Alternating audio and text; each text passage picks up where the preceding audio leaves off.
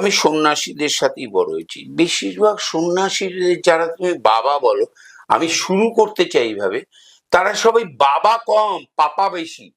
বাবা কম পাপা বেশি, তাদের প্রত্যেকের সন্তান আছে, স্ত্রী আছে।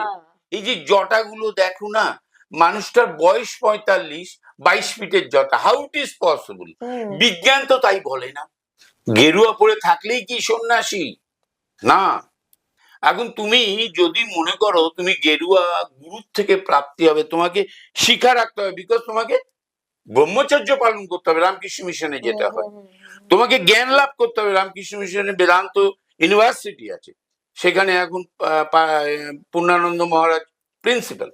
আমি ওনার ভালো বক্তৃতা বহু শুনেছি, পয়সা দিয়েই শুনেছি।